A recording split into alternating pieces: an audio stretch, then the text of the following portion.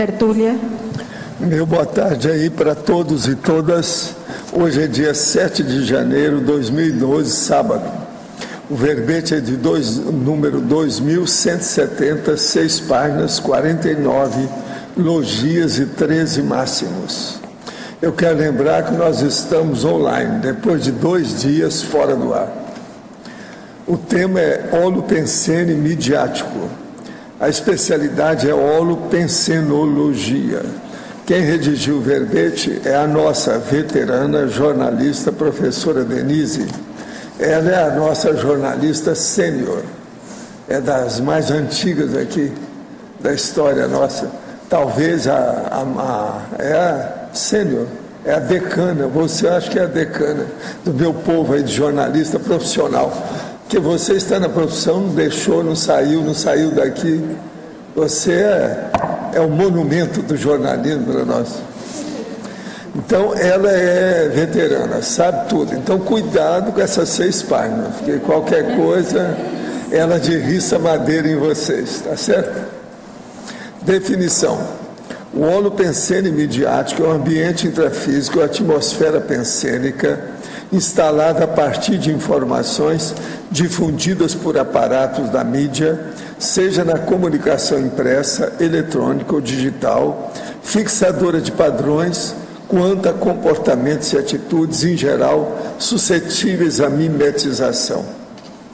A fixação holopensênica é provocada por fotos e filmes.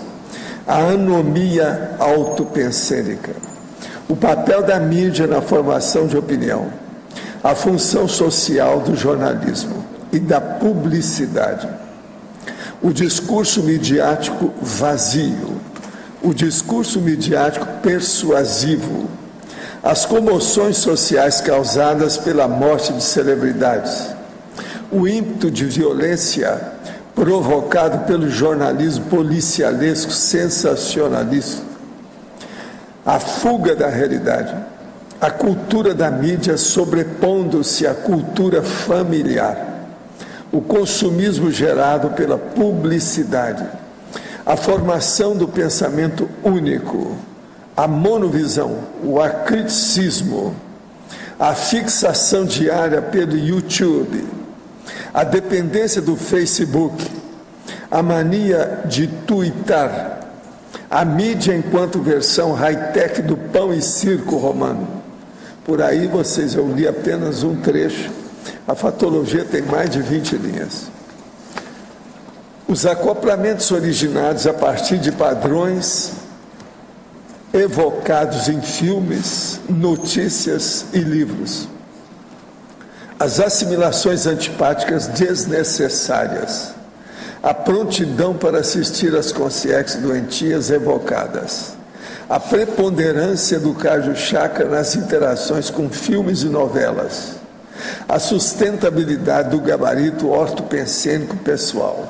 Vocês veem que tem muita coisa para a gente estudar, transcendente aqui, com a visão mais avançada da professora Denise do jornalismo. Na argumentologia, eu chamo a atenção para os 50 exemplos de categorias de holopensene desencadeados pela mídia. Está na taxologia. Na remissiologia dos 15 itens, nós destacamos categoria de comunicação, ferramenta de comunicação, holopensene criativo, nutrição informacional e sintonia holopensênica. Frase enfática. É fundamental o senso crítico da consim preponderar sobre o holopensene midiático, a fim de se evitar manipulações ou autocorrupções desencadeadas pela indústria da comunicação. Você percebe a influência do holopensene midiático? Já se perguntou qual postura adota mediante as informações difundidas pela mídia, seja publicitária ou jornalística? A filmografia tem indicação de 2 filmes. A bibliografia específica tem 2 fontes. E a webgrafia tem 3 fontes. Agora, a mega análise aqui. São 20 itens que nós destacamos. Holopensenologia, mídia, informação, publicidade, propaganda, jornalismo, telecomunicação, divulgação, transmissão, imprensa, comunicologia, grafopensenologia, intrafisicologia, infocomunicologia, sociologia, veiculação, difusão, televisão, entretenimento e indústria. Aqui tem um resumo dessa condição geral de tudo sobre o processo midiático. Agora aqui, as interrogações ou os questionamentos do dia. Tem alguns aqui que são dos dias anteriores, que foram repetidos hoje. Fiz os cursos de ECP1 e ECP2 há algum tempo.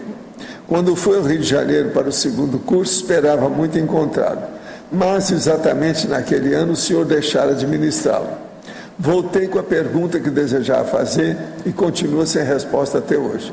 Por que não sinto as minhas energias?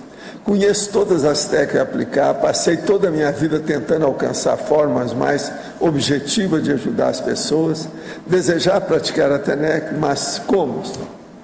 Se o primeiro passo a ser dado seria eu sentir as energias para trabalhar a partir delas. O senhor teria alguma orientação a me dar? Se fosse até Foz do Iguaçu e conversasse pessoalmente, isso facilitaria a resposta? Ou simplesmente me conformo e aceito o fato de que não posso ajudar no âmbito físico? Não, você não deve julgar a toalha. Qualquer coisa apareça aí que eu vou te dar uma geral. Agora, seu caso é um problema personalíssimo, é seu mesmo. Isso é alta assédio.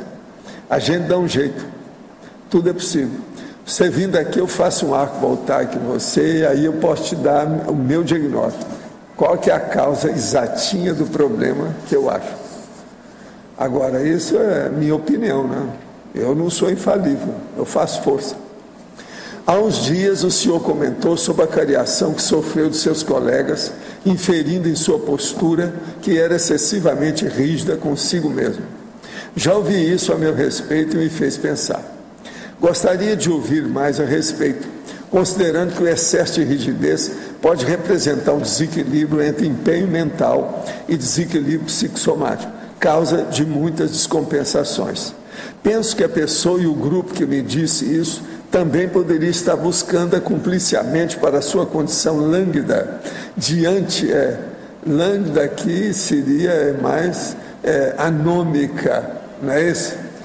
Diante da evolução consciencial, já que a sua postura por si só poderia representar uma crítica diante do que os outros faziam. E era mesmo.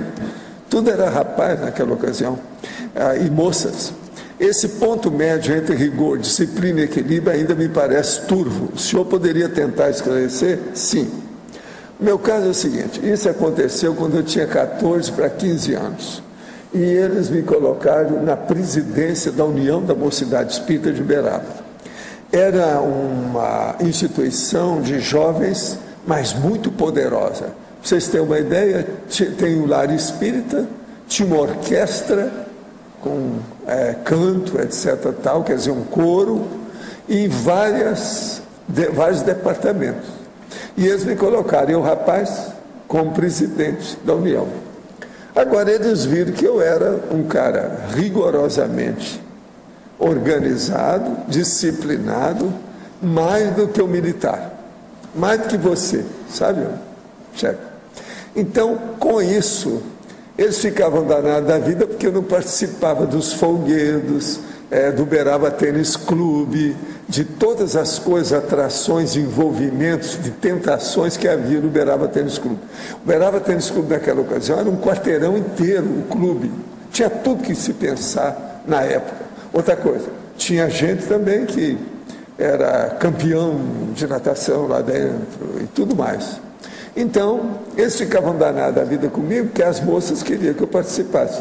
E eu não. Além do meu processo lá, que eles conheciam, que era a presidência da União da Mocidade, eu estudava e trabalhava na universidade, presta atenção, lá no educandário. Então, eu tinha 3 grandes funções na história: estudar, trabalhar e dirigir a presidência lá.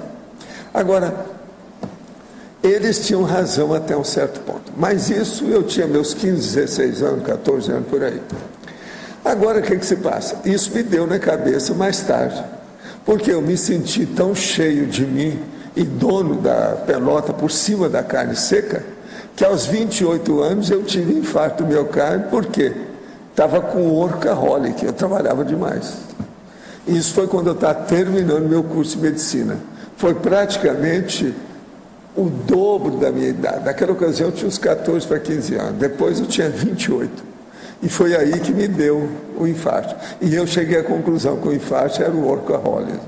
E a junta médica que analisou meu infarto falou para mim, ou você muda ou você vai viver mais 5 anos. Se você mudar, é capaz de você viver mais uns 10.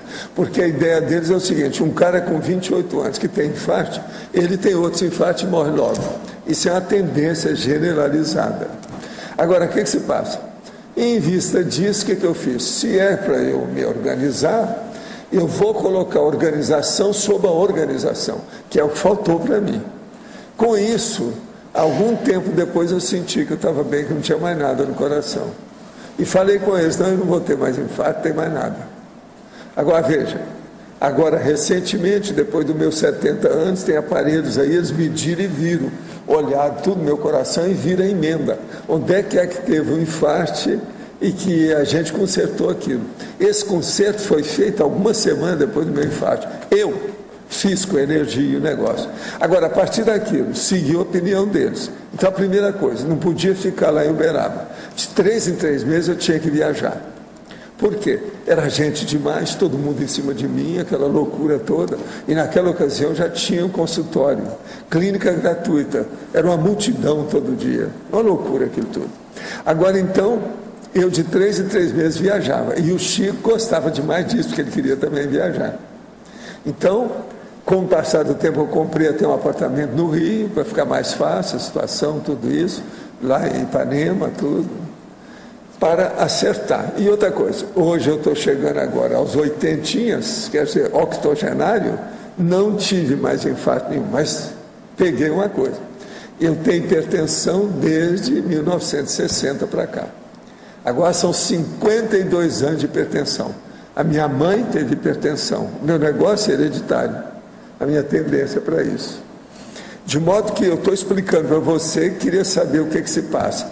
Então a primeira coisa é o seguinte, eu sigo aquela orientação, porque nessa ocasião eles falaram assim, isso não é para você, isso não é para você. Então eu coloquei lá isso não é para mim. Então tudo que vinha, que era excessivo, eu falava, não é para mim. Agora, continuei com a minha organização, a minha disciplina. E depois do infarto, eu mudei minha vida. Então hoje eu tenho tudo organizado, mas sem excesso. Olha bem, porque o corpo não me aguenta. A maior prova é essa, o meu corpo não me aguentou, com tudo quanto é macrosoma, organização, domínio de energia, parapsiquismo, ele não me aguenta. Agora, que o processo de macrosoma deve ter influído nisso, eu também assino embaixo, eu acho que foi. É tanto que é muito esquisito o meu corpo. Eu pego o negócio, eu jogo energia, daí a pouco aquilo some. Na pele, um monte de coisa assim, é esquisito demais. A situação de regeneração disso aí, entendeu como é que é? Outra aqui, gostaria de começar a fazer TENEPS e estou me organizando para isso. Alguma vez o professor Pedro, ele não está aí hoje, comentou a maneira de como se organizou para ser professor de Conscienciologia e estudar medicina. No meu caso, dependendo do dia, devo ficar o turno completo e algumas vezes até dormir no hospital. Gostaria de saber de que modo isso interfere na TENEPS e se só é para veteranos, é possível fazer as duas coisas ao mesmo tempo. Acho que posso me organizar intrafisicamente, mas ignoro como o fato de não estar ainda na fase executiva repercute na instalação e fixação da TENEPS. Olha, eu vou deixar isso aqui de lado. Se o Pedro chegar aí, eu passo para ele responder pessoalmente. Ele não cobra nada pela consulta. Aqui um outro. O senhor sempre comenta a importância da interassistência no pé de meia na vida intrafísica. Sou psiquiatra e acabo atendendo muitas pessoas mais pobres por um valor bem mais barato e até gratuitamente. O que priorizar? Eu acho que você deve fazer as duas coisas. Você pode ter um consultório que você cobre e um consultório que seja gratuito. Aí depende de onde você vai trabalhar. Agora, tudo é preciso de ver, né? O processo profissional, etc. Tal. Lembre-se, o problema de fazer uma clínica gratuita cria problema com a medicina. Precisa ter cuidado com isso. Devido a máfia de branco. A máfia de branco, lá em Uberaba, eles quiseram falar, mas depois desistiram de mim. Mas nunca me convidaram para participar de sociedade nenhuma. Uma outra coisa, tinha gente que fazia piada, igual o Mário para mim, né? Ele virou para mim e falou assim: Valdo, já que você faz esses processos todos, você está no futuro e está no passado, por que você não atende seu povo de charrete? Fica bacana, fica bem pitoresco, bem de acordo. Eu falei assim: não, Mário, eu não preciso sair daqui, o povo vem para o meu consultório, aonde eu aparecer a turma chega, as ambulâncias vêm para cá, com maca e tudo quando precisa. E era mesmo, eu tinha uma espécie de hospital de camping, você está entendendo, armado, de guerra. Lá o povo chegava e falava: Valdo, você tem uma praça de guerra aqui? Eu falei assim: sim, a guerra é lá fora, você veio dela, o que é que você tem? Com o desenvolvimento das neurociências, da interação cérebro-máquina e da biotecnologia, será possível aumentar o potencial de comunicação do cérebro com o paracérebro? Não há dúvida, é o que o Nicoleles está fazendo força aí. Seremos capazes de desenvolver tecnologia que nos permita rememorar ou viver em tempo real com mais qualidade, mais alta definição em todos os sentidos? Nossas vivências extrafísicas através do psicossoma e do mental-soma?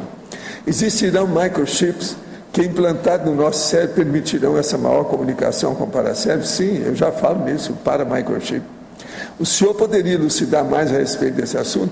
Não, isso tudo é possível. Agora, o problema todo é o seguinte: a gente tem que dar um jeito de ficar livre cada vez mais das máquinas. Mas a gente não pode falar isso na mídia, que a mídia precisa ser cada vez mais de máquinas. Então é preciso do Jobs, desse povo todo, e ir aperfeiçoando o que tem. Mas nós, pessoalmente, quem entende do processo parapsíquico, a multidimensionalidade, tem que ficar livre de máquina e começar a dominar as máquinas pela própria energia, a vontade e a intenção. É isso que é importante. Agora aqui, para verbo etógrafo, poderia explicar em Fatologia, página 1, quarta linha, o jornalismo marrom? Então, uma boa tarde aí para os tertulianos presentes, os teletertulianos. Então, o jornalismo marrom é aquela prática antiética da divulgação de apuração de informações. Então, uma postura na qual o profissional não prima por princípios éticos, ele é sensacionalista, então é um antijornalismo. É algo que não se recomenda se fazer, mas é um princípio que muitos jornalistas e muitos meios de comunicação ainda adotam, infelizmente, hoje. Aqui mesmo em Foz havia um que era especialista, né? E exatamente, publicamente ele se julgava mesmo do jornalismo marrom. Exatamente. Agora aqui, na oitava linha, a mídia enquanto versão high-tech do pão e circo romano. O que você pode falar? Exatamente. Eu fiz essa associação de ideias porque a mídia, a partir do momento que você entra em contato com a imagem da televisão, a transmissão do futebol, estou dando alguns exemplos, parece uma arena na qual você esquece dos seus problemas, você esquece de questionamento, então ela promove um efeito entorpecedor na consciência. Então, como se fosse aquela arena romana do pão e circo, da diversão, na qual você acaba esquecendo dos seus compromissos, dos seus questionamentos políticos, da sua criticidade. Então, acaba causando um amortecimento na consciência. Nesse sentido que eu fiz essa analogia, porque é algo presente. Agora aqui, em efeitologia, página 2, primeira linha. Poderia explicar o efeito ricochete da divulgação de informações? Exatamente. A partir do momento que a imprensa, a televisão, o rádio, o jornal emite uma informação, isso tende a tomar uma proporção maior. Então, eu assimilo uma informação, essa informação eu posso dividir com outras pessoas, então vai causando um efeito extenso. Ela não é um efeito único, ela vai se alargando. Então, nesse sentido, que essa informação vai se difundindo, vai se estendendo, então vai causando um efeito que não fica circunscrito a uma pessoa, a um grupo. Ela tende a ser mais vasta. Gente, eu quero aproveitar que nós tivemos 2 dias fora do ar para agradecer o Antônio Gurgel. Sabe quem é, né? Aquele cara lá, entende? O cãozinho que você arranjou, que é uma obra-prima lá de escultura. Eu quero dizer para você, Antônio, que o cãozinho está lá na entrada lá de casa. Você já viu? Sim. Já cumprimentou ele hoje? É. Ele está fazendo au-au lá na entrada para defender a nossa casa. Porque não tem ninguém para olhar. E outro também que eu quero agradecer, você, a propósito, você tem muito bom gosto. A escultura é muito bem feita. Se eu tivesse visto aquilo, eu também teria comprado, porque essa é muito bem feita. Depois você vai me dar endereço no papel, onde é que você arranjou isso, que eu quero ver se tem mais. Sei lá se dá tem um jardim zoológico, eu quero ver o resto dos bichos. Agora, outra coisa, eu quero agradecer também ao Eduardo Catalano, que é o gerente administrativo das Águas Correntes, da Fontana Ouro, que me mandou uma série aí de água que eu vou usar com muito amor e carinho, porque eu só tomo água. A única bebida que eu tomo é água. Água mineral, desse jeito. De modo que, vamos ver isso aí. Eu agradeço. E outra coisa, a turma é boa, essa água deles é muito boa. De modo que, pelo menos, a minha consciência está tranquila. Faz 2 dias que isso está pendente para eu falar. Eu não podia deixar. Agora, Arlindo, eu entrego a você a nossa decana do jornalismo, professora Denise Paro. Cuidado com ela, hein? Denise, desde que já... Ele te conhece desde que você apareceu. Desde que ela veio aqui, ela já era jornalista de mão cheia, né? Então, precisa ter cuidado com o que a gente pergunta aqui. Vamos ver. Na paradoxologia, esse segundo paradoxo, o paradoxo liberdade de imprensa, censura. Podia aprofundar, por favor? Na página 3, né? Se discute muito até que ponto existe liberdade de imprensa. Vamos pegar o caso do Brasil. Por exemplo, todo veículo de comunicação, o que você imagina? Eles podem divulgar todos os fatos da maneira como que eles querem? Então, teóricos da comunicação, isso na área mais acadêmica, discutem essa questão porque é uma censura velada. Até que ponto existe liberdade de imprensa? Uma pesquisa, até anotei uns dados aqui, uma pesquisa realizada esse ano no Brasil aponta que 21% dos brasileiros acreditam que não há liberdade de imprensa hoje. Então, a maioria diz que sim. Mas isso é muito questionado porque dentro dos próprios veículos há uma certa linha editorial que você tem que seguir. Então, muitos veículos deixam de publicar notícias, principalmente quando há uma relação não muito saudável com órgãos públicos. Então, isso é muito notório, principalmente na imprensa do interior. Então, se fala em liberdade de imprensa, mas se nós formos fazer uma pesquisa com calma, comparar um jornal impresso com outro jornal impresso da mesma cidade, estou dando um exemplo, aí você vai ver que muitas notícias que saem em um não saem no outro. Então é bem discutido esse conceito de liberdade de imprensa hoje no Brasil. A liberdade de imprensa é sempre relativa, né? Mas assim, relativamente o Brasil parece que existe uma liberdade razoável, sei lá. Sim, existe uma liberdade razoável, mas ela não é efetiva. Não é efetiva. Até o momento nós estamos melhor do que na Argentina, né? E aí, eu ia até perguntar isso em seguida sobre a Cristina Kirchner. Recentemente, ela está agora controlando o papel de imprensa. Sim.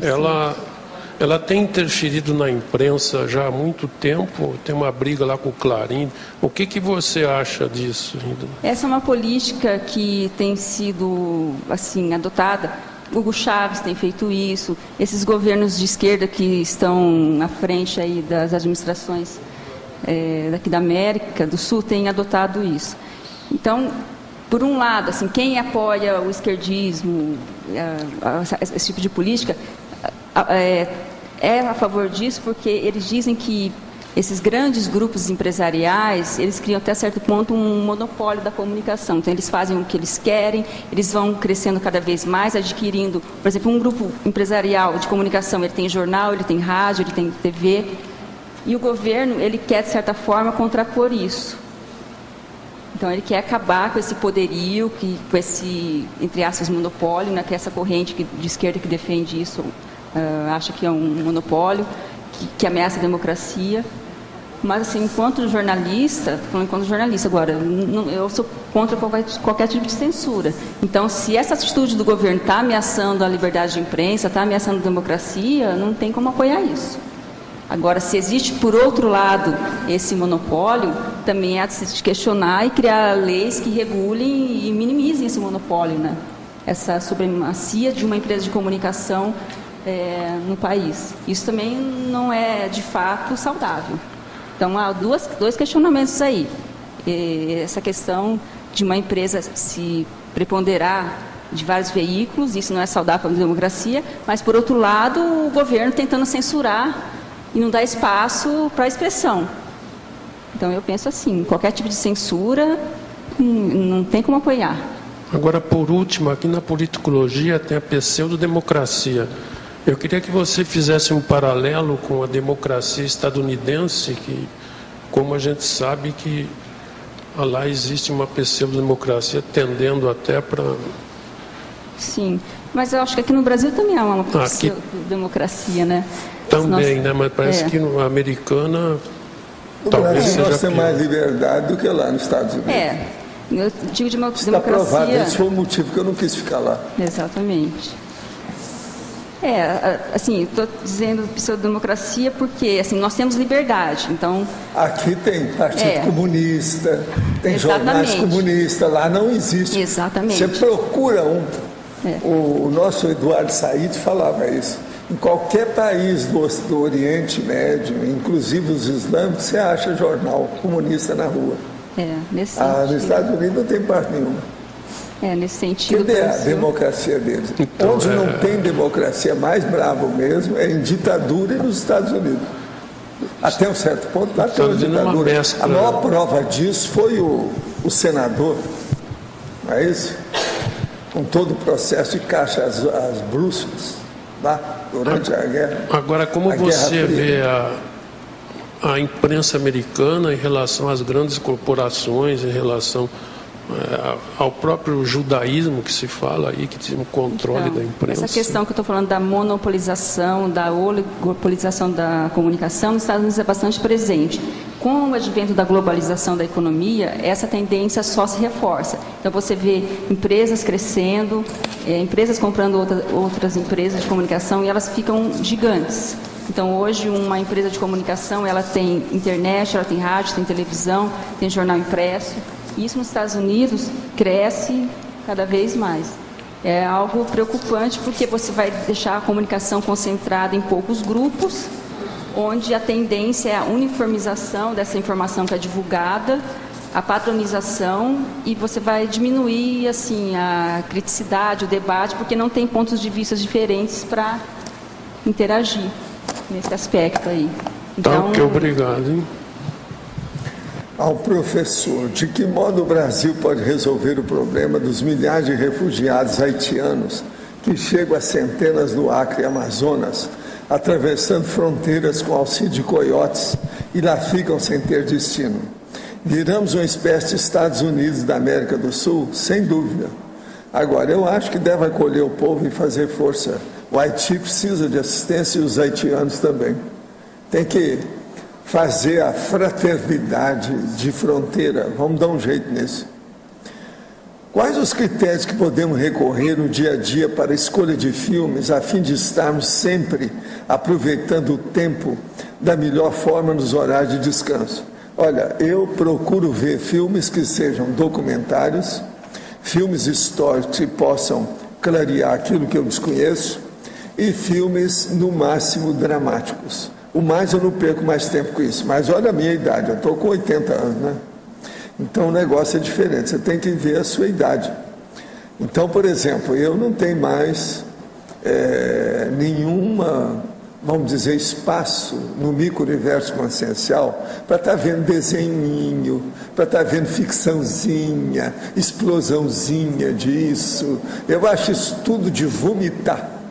Não dá mais. Depois disso tudo, eu que estudei até em Hollywood, não dá mais. Então eu procuro coisa mais séria para ver. Mas isso não quer dizer que eu não veja um filme policial. Vejo. Eu escolho, eu vou lá nas lojas americanas, que é o lugar aqui que tem mais filmes, e escolho junto com o Pedro, a Cris, etc. Esses dias mesmo eu indiquei um filme policial para ela, que eu queria ver devido a um ator muito bom que tinha lá, que eu queria ver, que era um filme que eu ignorava. E é considerado um filme policial clássico da Fox. Então, eu queria mostrar para ela, para ver os remanescentes da Idade Média, ou seja, do processo medievalesco, do feudalismo e da monarquia. E o filme mostra o personagem com a situação toda que é impressionante. E tem uma das cenas dele que é impressionante. É a hora que eles arranjam lá uma pintura dentro da galeria de arte, e ele falou que aquela pintura era do Rafael. Rafael, você sabe, é um clássico do processo da pintura, aquela coisa seríssima. E a mulher que ele era apaixonado era a cara da pintura. Era a cara dela. Então aquilo é impressionante, o impacto que aquela cena causa no filme. Então eu dei para ela ver, porque ela não conhecia, porque ela está estudando o processo da monarquia. E ela gostou de ver o filme. Agora, esse é um filme policial clássico. Para quem está estudando problema de criminologia, policial, etc., tem que ver esses clássicos. Esse aí é do Hathaway, é fora de série, que é aquele processo do... É uma espécie, o nome é mais ou menos Oculto nas Sombras. Sabe como é que é? Sobre o processo da... Que é o cara que era perseguido, não sabia de onde vinha a perseguição. O tempo todo. Agora, é muito bem feito o filme, é espetacular em matéria de técnica, muito bem feito. E essa personagem, que é o que eu queria ver, ele é o máximo, né? Um dos grandes de Hollywood, mostrou lá. Agora, ó, esse aqui é para você. Sofremos a influência midiática diariamente através da sua pressão e retroalimentação.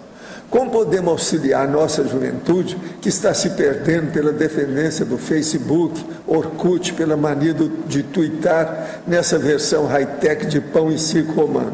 Fatologia Sérgio. Tem que passe a vida através de uma tela, seja de computador ou televisão? Eu acho que aqui tem que passar, talvez, a vida, não sei o que é que está. Isso hoje.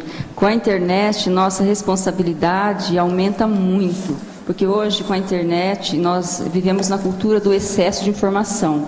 Então, há um excesso de informação por todos os lados. Você entra na internet, tem um mar de informações, você pode se perder, porque a internet, a linguagem é por hipertexto. Então, você vai clicando no link e chega em outras páginas, então... É uma linha tênue entre a distração, a dispersão e a captação de conteúdo. Então, em relação à juventude, aumenta muito a responsabilidade, porque se você não souber usar a internet, você vai se dispersar, você vai ficar superficial, porque você não vai acessar conteúdos que prezem. A gente vê muito isso assim, nessa faixa etária de 15, 19, até alunos de universidade mesmo, você está dando aula, ele está tweetando o celular. Então, eu acho que assim, nós temos que criar uma cultura, que eu sempre digo, da alfabetização midiática. Na mesma forma que tem a alfabetização econômica, que hoje já está mais incidente entre as crianças, é necessário começar, desde cedo, essa alfabetização midiática. O que significa isso? Como se usa a mídia, como que é uma produção midiática, como que é feita uma edição, uma educação para se usar os aparatos. Eu acho que isso vai ajudar muito o jovem, para não ser dispersivo. Agora, ó, eu recomendo também, quem não queira usar a internet, tem uma saída. Pega o iPad, coloca tudo quanto é jornal lá dentro e vê os jornais. O negócio é muito mais fácil. Eu tenho feito isso há meses e tem dado resultado, não preciso de ver. Eu não acesso a internet. Os meus amigos que acessam, principalmente Adriano e outros mais aí que acessam para mim. Sim. Agora, o que se passa? Isso aí também me compensa em matéria de notícias, situações, uma porção de coisas. Agora, tem que colocar uma série de jornais e com o tempo você vai vendo o que interessa. Sim. E não deve ser só jornal do Brasil, não. Tem que ser de fora também. Agora aqui outro. O que leva várias consciências a se reunir em torno de um holopensene midiático nosográfico em favor de um homeostático?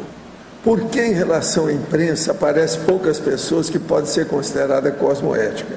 E por qual motivo hoje em dia as notícias são praticamente todas em torno da morte? Isso tudo se deve a Heuerbeck? O que você acha? Olha, eu vou falar até o ponto que eu entendo. Há muitos anos eu escrevi um livro, né? O Homo Sapiens Urbanizado, falando nisso, né? Exatamente. Os fatos estão aí, né? Parece que estão piorando um pouco ultimamente, né? Essa questão da atração pelo nosográfico é afinidade. Então, nós vivemos num planeta que hoje é mais hospital do que escola. Então, as pessoas tendem a se afinizar com a questão nosográfica que prepondera na imprensa. Então, a imprensa é uma contradição, porque ela tem uma função social, mas, ao mesmo tempo, ela é gerida pelo lucro. É uma empresa. Enquanto empresa, ela tem que dar lucro, ela tem que pagar o salário dos funcionários. Para isso, às vezes, ela abre mão assim, de veicular um conteúdo de qualidade, então ela vai ter que baixar o nível, e aí que começa a preponderar esses conteúdos nosográficos, não só no jornalismo, quanto no entretenimento, que são filmes, programas, e aí começa a complicar. E essas consciências que se afinizam com isso, elas vão querer acessar isso mesmo, porque elas estão em sintonia com aquele padrão. Então, a tendência é essa. Se eu tenho um padrão desequilibrado, nosográfico, eu vou querer assistir filmes bélicos, filmes dramáticos, programas policialescos dramáticos. Então, é a lei da afinidade que prepondera aí. Agora, em relação à urbanização, penso que... Aí eu acho que o senhor poderia complementar aí, mas... Não, eu acho, difícil. O livro que eu escrevi, Homo Sapiens Urbanizado, já faz alguns anos, eu mostro isso tudo. Sim. E tem piorado tudo aquilo que eu falei, não? Que é o que a gente esperava. Agora, o cálculo que eu tinha feito junto com amparadores é que ia até 2075. O negócio ia então vai demorar ainda. Aumentar, mas depois aquilo vai melhorar. Agora aqui, estou voltando a ter contato com a conscienciologia e estou com um impasse com as questões da religião. Não consigo ainda me desligar do modelo, da ideia de Jesus, de Deus, e embora consiga racionalizar, não consigo me desvincular. É possível continuar na ciência em paralelo com a crença em Deus e Jesus, sem seguir os dogmas da religião? Não sou muito religiosa, eu gostaria que o senhor me esclarecesse a respeito. Não, eu acho que você deve ficar lá com a religião e esquecer da gente. Quanto ao processo de juntar uma coisa com outra, tem aqui esse livro, ó, Deus não é grande, como a religião envenena tudo, Christopher Hitchens. Então aqui ele diz na página 66, todas as tentativas de conciliar a fé com a ciência e a razão estão condenadas ao fracasso e ao ridículo. E ele mostra por quê. Tem um monte de dados aqui que ele fala sobre isso. Tá no livro dele. De modo que é melhor você ficar por lá e esqueça que a gente existe. É o melhor. Esse negócio de colocar uma perna em dois barcos, os dois barcos se afundam e a pessoa também. Uma perna em cada barco, não dá certo. Conosco, a pessoa topa ou não topa. É aquilo que a gente fala, topas ou não topas. Se não topas, fica por lá mesmo, é melhor para você está se sentindo melhor, isso te enriquece, você se sente bem. Tem gente que precisa mesmo de remédio, não tem outro jeito. De que modo o verbete de hoje pode explicar que as pessoas gostem do Big Brother Brasil? Um programa sádico que confina seus participantes em uma sala preparada para a tortura psicológica. Anteriormente tem ligação com essa pergunta. A mídia tende a nivelar por baixo. Então tende a divulgar aquele entretenimento que vai fazer um afago em você, vai fazer você sentar na poltrona, se divertir. Então, o nível de consciências que nós temos hoje no planeta tende a se finizar com esse tipo de programa. Então, até por isso que é retroalimentado e está fazendo o sucesso que faz hoje. Porque as pessoas gostam desse tipo de programa, né? Gostam do entretenimento. O entretenimento hoje está tomando uma proporção muito grande na mídia, que são os programas de auditórios, esse programa Big Brother. Então, é a tendência mesmo. Nós percebemos isso pelo nível de telespectadores que nós temos hoje. Eles querem isso. E a mídia atende esse apelo por questões comerciais que eu já comentei aqui. Então, uma coisa vai retroalimentando a outra. A propósito, a tertúlia tem um nível de entretenimento menor. Ah, com certeza. Eu estou só clareando a situação. Sim, o entretenimento até certo ponto. Para você, poderia nos detalhar mais e melhor sobre o efeito devastador da informação superficial da internet na cognição? Efeitologia, página 2, primeira linha. Nossa juventude mal sabe escrever e falar decentemente. Deixará também de ler? É preocupante. A internet, ela começa a ter uma linguagem até própria. E essa linguagem própria, que é o jargão da internet, admite-se erros de português. Então, nós vemos muito, você entra no Facebook, as pessoas escrevem de uma forma errada, em português errado, aí quando você vai ver a justificativa, esse daqui é jargão de internet. Então, isso é algo muito preocupante. O Ministério da Deseducação já está querendo entrar nisso. Inclusive, tem professores falando isso, publicaram um livro aí recentemente e tal. Sim. Então, isso é um perigo mesmo. É um perigo. Agora, o outro. Fale-nos sobre a terapeuticologia, página 5. A terapia para tratar dependentes da internet. Então, como tem um índice grande já de pessoas dependentes da internet, já surgiu uma terapia para minimizar esse efeito da dependência. Então, muitas pessoas, aquilo que eu falei, a nossa responsabilidade com a internet aumenta. Nós temos que ter mais discernimento, mais lucidez, porque a internet é muito sedutora. Então, se você não tomar conta, você acaba se envolvendo com aquilo. Você acaba tendo mania de entrar todo dia no Facebook, de ficar monitorando o Twitter. Dizem que a internet é uma loura de olhos verdes. Exatamente. Isso é um perigo. Né? Então, já agora, existe... A verbetógrafa. O fato da imprensa ser totalmente manipulada em favor da elite dominante infere em que tipo de prisão grupo kármica? Olha, então... para vocês. Tá, vamos começar. Acho que... Posso dizer que a imprensa é totalmente manipulada em favor de grupos dominantes também. Não é assim, né? Se fosse, você não estaria, né? Exatamente. Então, há graus de manipulação, isso varia de veículo para veículo, varia de profissional para profissional. Tem profissional que você não deixa entrar num esquema de manipulação desse. Então, eu acho que não dá para ser totalitarista assim, nessa afirmação, né? Tem que ir com mais calma. Agora, o grau de interprisão é óbvio, né? Se você manipula, a tendência, se prejudica alguém, a tendência é que você vai manter essa ligação até interprisão, até esse rastro se limpar, né? Então, tem que tomar muito cuidado, principalmente o jornalista. O jornalista, nesse ponto, tem que ser muito lúcido com as informações que divulga, com a entrevista que ele faz, porque ele pode criar interprisão, né, dentro da imprensa. Ele tem que ser muito lúcido quanto a isso. Porque, ao invés de você evoluir, você vai só criar rastros aí, grilhões, que vai te segurar. Denise. Então, é muito sério isso. Alô, Denise? Oi. Quem? Ou mais alguém. Quem é que está falando aí? Bom, vamos lá. Denise, muito bom você ter trazido o tema. O jornalismo, a profissão do jornalista, ela faz interface com muitas áreas.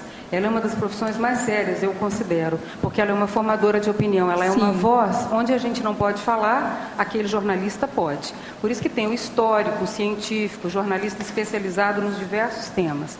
Então, eu vejo, assim, um aspecto muito sério na questão da censura, é o anunciante. É a publicidade. Exatamente. O jornalista ele não tem liberdade, na verdade, porque ele não pode meter o pau no alcoolismo, não é? No etilismo, porque ele está dependendo da marca da cerveja que está sendo anunciada. O Brasil, nesse ponto, está bem atrasado, porque ele ainda não tem uma política e uma legislação de proibição disso. O cigarro a gente conseguiu, mas com a bebida é livre, principalmente a cerveja, que é considerada inofensiva. Exatamente. Então, o jornalista ele não tem liberdade de expressão, essa é a verdade. Então, a gente fala, a imprensa é livre, sim, mas ele tem a liberdade de expressão atinente à empresa que ele trabalha. Por exemplo, na Record, a TV Record, que é da Igreja Universal, não é possível falar outra coisa. Não se pode meter o pau nessa conversão midiática que tem de manhã, de tarde, de noite. Domingo pela manhã tem 5 ou 6 canais que se dedicam exclusivamente a programas evangélicos, religiosos, de convencimento, de conversão, desse tipo de coisa. Então eu vejo assim, o jornalista, ainda não existe uma imprensa livre porque não tem um canal que não tem anunciante de cerveja, corrida de carro, enfim, de uma série de outras práticas sociais que elas são muito pouco criticadas na mídia em geral. E quando o jornalista faz isso, geralmente o binômio admiração e discordância é o caminho do desemprego, né? Não sei se você concorda, mas a gente vê que o jornalista some. Você vê uma pessoa falando alguma coisa, como que você vê e se posiciona diante dessa realidade? Então, eu queria comentar o seguinte, quanto mais sustentação financeira o veículo tem, mais liberdade ele vai ter. Então, assim, os veículos menores, que têm mais dependência econômica, então eles vão depender mais de verba pública, mais de verba publicitária, então eles vão ficar mais amarrados, e aí é complicado. Então, a empresa que tem mais sustentação financeira, ela fica mais livre para trazer essas informações. Então, até vou citar o caso da RPC-TV, o grupo onde eu trabalho, eles fizeram uma série de reportagens muito boas sobre o alcoolismo, agora, o mês passado. Então, assim, aqui lá, eu até, no meu Twitter, né, que eu uso o Twitter, como profissionalmente a gente tem que usar isso.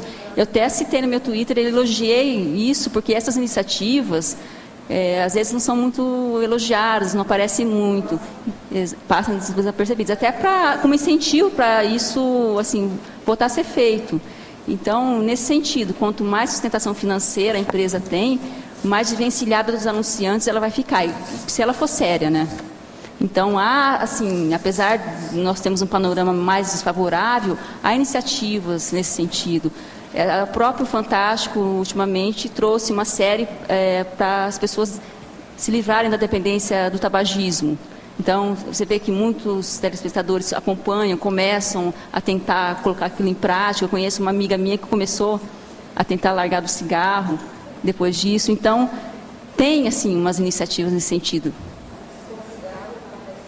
Cigarro mais fácil, porque o cigarro, como ele está banido no mundo inteiro, ele é realmente, o fumante virou uma persona não grata, está mais fácil. Mas com a bebida, por exemplo, para a legislação lá da Copa do Mundo, foi liberada a bebida alcoólica nos estádios de futebol. A imprensa devia ter batido forte nisso, fica assim, estarrecido diante desse quadro. Vai reunir milhões de pessoas que vão, como se diz, encher a cara. Sim, e nós vamos ter os hospitais com a estrutura de saúde que a gente tem hoje, entupidos de gente. Depois de uma partida de futebol, por exemplo, em Buenos Aires, isso há anos, hoje deve ser pior, mas assim, dava entrada 450 pessoas nos hospitais das brigas e do excesso de bebida. Então, a gente vê que não tem uma linha de ação para realmente consertar essa situação na base. Né? Nesse ponto, principalmente do alcoolismo, a imprensa é muito omissa ainda. Ela é permissiva, né? Ela é bem permissiva. Sim. Aliás, no setor político, que nós vemos de omissão do jornalismo é demais.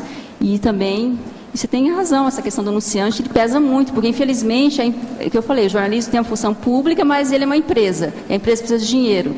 E hoje a publicidade sustenta, então teria que se criar outro mecanismo, hoje com a internet, se tem, o próprio Wikileaks, ele vive de doações, então não é um anúncio, então ele tem mais liberdade. Me chamou muito a atenção, porque ontem, por exemplo, teve o caso de uma moça grávida que morreu num acidente, e o rapaz que bateu no carro deles, do casal, estava bêbado, e no intervalo tinha um anúncio da cerveja, da Kaiser. Então, cortou e entrou direto. É um absurdo. Você fica assim, vê aquela dicotomia, você fica meio pasmo com essa falta de posicionamento desses canais televisivos, né? Isso é que é admiração, discordância,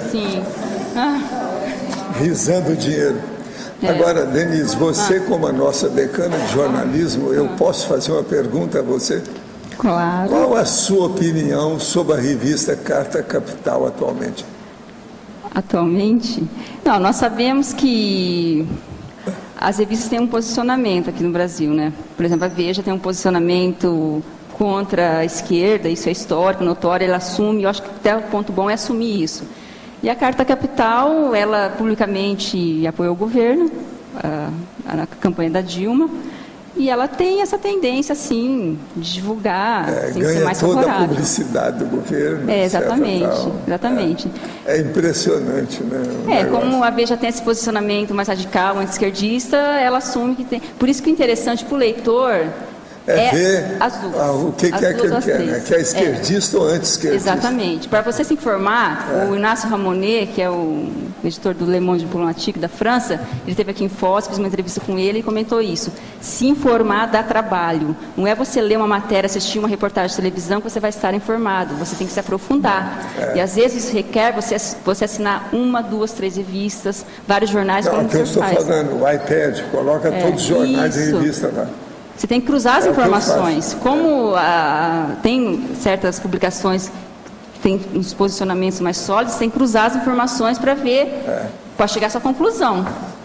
Então não dá para ficar recebendo informação e achando que aquilo é a verdade. Você tem que chegar a uma análise, uma conclusão própria. Denise, aqui no B, por favor. Tá, eu vou ver. Ali na página 3, em politicologia, está lá a democracia mediática. É com E ou com I mesmo ali? Pode ser das duas formas. Ah, pode ser? É. Legal. Embaixo ali, em legislologia, tem a abolição da lei de imprensa. Você pode falar sobre isso? Então, a lei de imprensa ela foi abolida pelo STF sob o argumento de que estava defasada, foi uma lei criada na época da ditadura e hoje os casos de imprensa são regulados pela Justiça Comum. Então, para uma vertente de jornalistas, isso foi uma perda porque o ponto ali que se discute é sobre o direito de resposta. Na lei de imprensa, o direito de resposta estava regulamentado, ou seja, então havia diretrizes para você ter esse direito.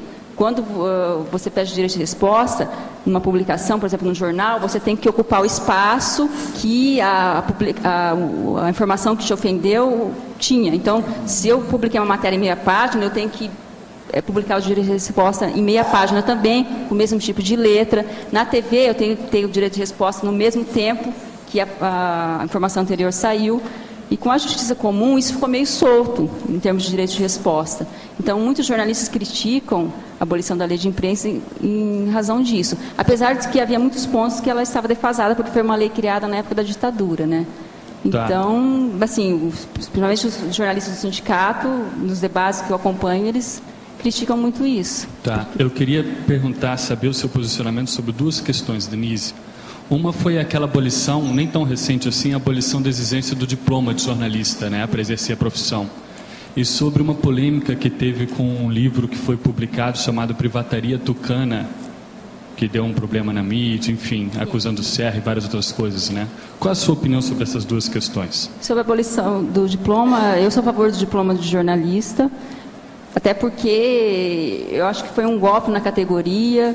Você não exigir diploma faz com que qualquer pessoa possa exercer. Às vezes essa pessoa não está preparada. É uma concorrência desleal. Exatamente. Isso para o empresário não se incomoda muito com isso, porque ele pode pagar um salário mais baixo para quem não é formado. Então isso assim, é ruim para nós, porque nós perdemos a força salarial e a seriedade também. Apesar que as maiores empresas, elas exigem diploma. Mas minha preocupação são com a imprensa do interior, onde você pode colocar qualquer pessoa ali para ser um assessor de imprensa, para trabalhar no jornal. Os parentes do prefeito. Exatamente. E aí começa a comprometer o trabalho. Denise. Denise, aqui Peraí, faltou Privataria Tucana. Sobre o livro da privataria. A privataria, exatamente. É um ponto de vista, eu não cheguei a ler o livro ainda. Eu até preciso comprar agora nas férias. Por que a imprensa não fala nada disso? Realmente é engraçado. Essa questão, porque não tem liberdade. Por que é abafado? É o interesse, né? É o interesse. Eu tenho o livro, já anotei algumas coisas do livro. Agora, tem muita coisa lá que precisava de mais definição e mais provas. Sim. Falar por falar é fácil. Outra coisa estranha também no livro. Por que demorou tanto a sair? Ele falou porque demorou 10 anos que eu estava fazendo pesquisa. Na minha terra, isso não cola. Parece coisa de Minas Gerais. Enquanto a mídia de massa... É estranho agora, por que não falou? Pode ser que a mídia não esteja falando, porque o negócio chegou, é serôdico, como nós chamamos, quer dizer, chegou atrasado, muito depois. Eu acho que não foi isso, mas interesse mesmo. Interesse, né? Na internet, como que a internet é, entre aspas, livre, né? Então, eles discutem muito isso. Você pega o Twitter, Facebook, sites, eles estão questionando muito. Mas agora, veja, a imprensa, às vezes, se o negócio é atrasado, já criou barba. Então, já não é mais. Tem a questão da... Isso aí vira barriga, se a pessoa começar a falar. Na imprensa, seria uma barriga. Eu acho que também o problema aí é esse. Parte pode ser, sim, mas eu acho que o interesse... O livro precisava de mais especificações. Você já viu o livro? Já folhei. Pois é. Não tem que ler. Precisa de mais especificação. Certas coisas precisam clarear mais. O negócio está um pouco turvo. Ele aqui demorou para chegar, não sei se já chegou, quando eu procurei assim que saiu... Ele escreve muito bem, o cara. Ele é muito bom para escrever. Mas eu tenho mais uma última pergunta, Denise. Na página 2, em Teoriologia, você fala da teoria do agendamento. Você pode explicar para mim? Sim. Essa é uma teoria do jornalismo, nós estudamos na academia. Ela diz que a mídia agenda os assuntos pelos quais nós discutimos. Então, ela causa um agendamento dos assuntos que nós vamos discutir. Então, pela repetição, você assiste um telejornal de uma emissora, assiste da outra, você vai ver que os assuntos são bem parecidos, os temas das matérias. E isso acaba agendando nossas conversas. Então, na medida que eu assisti uma novela, por exemplo, eu vi um telejornal sobre um assunto, aí eu vou comentar com a Rosa, por exemplo. Olha, o que você acha daquilo? Então, a mídia tem o poder de agendar o que a gente vai discutir, dependendo como você se relaciona com a mídia, né? Ela pauta a vida da gente. Exatamente. Ela pauta, pelo espaço que ela toma hoje, na dimensão que ela tem hoje na sociedade, ela pauta o que eu vou discutir. Então, você presta atenção no teu dia a dia, quantos assuntos você discute com as outras pessoas que foi veiculado na televisão, saiu na internet. Essa que é a teoria do agendamento. Agora, o professor Pedro vai responder a pergunta que ele chegou. Pode falar. Repete tudo aí, responda como se tivesse chegado agora. Gostaria de começar a fazer a TENEPS e estou me organizando para isso. Alguma vez o professor Pedro comentou a maneira de como se organizou para ser professor de Conscienciologia e estudar medicina. No meu caso, dependendo do dia, devo ficar o turno completo e algumas vezes até dormir no hospital. Gostaria de saber de que modo se interfere na TENEPS e se é só para veteranos, se é só os veteranos que podem fazer as duas coisas ao mesmo tempo. Acho que posso me organizar intrafisicamente, mas ignoro como o fato de não estar ainda na fase executiva repercute na instalação e fixação da TENEPS. Eu acho que você teria que ver o seu caso específico, que área da medicina você tá seguindo. Enquanto eu estava estudando medicina, eu não comecei a fazer a TENEPS. Eu só comecei quando eu tive assim, um vislumbre de como seria o meu dia a dia na prática. Isso se deu a partir da metade para frente da residência. Então, como eu não teria plantões noturnos, seria muito... essa condição seria uma condição exceção, aí eu optei por começar a TENEPS.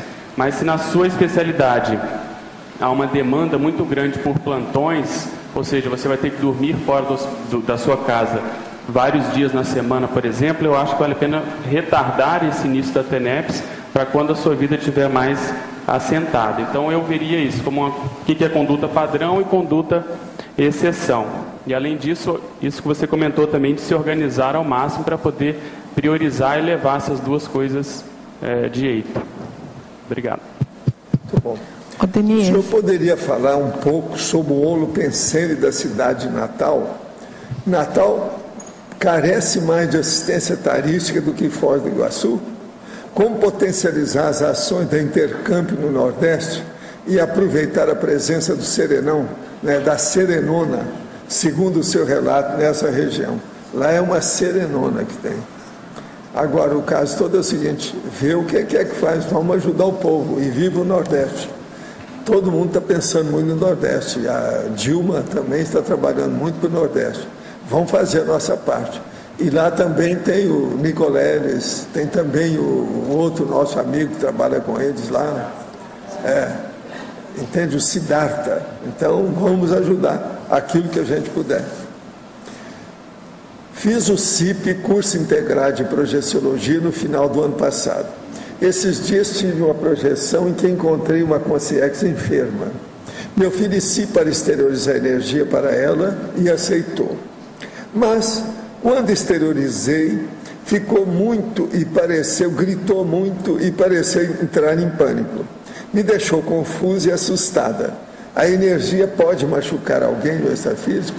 Não, isso aí pode acontecer com tudo, né? A energia tem todos os resultados. Agora, quem errou na história foi você. Você não podia estar confusa e nem assustada. Se prepare mais para o assunto, que você está um pouco meio por fora da realidade. Vê se ajuste ao processo da assistência mais avançado. A verbetógrafa. O uso das mídias tem sido direcionado para a manutenção dos poderes já estabelecidos, sejam políticos, religiosos ou dos próprios donos dos veículos de comunicações. É sabido que existem os fatos e as múltiplas interpretações e manipulações dos fatos.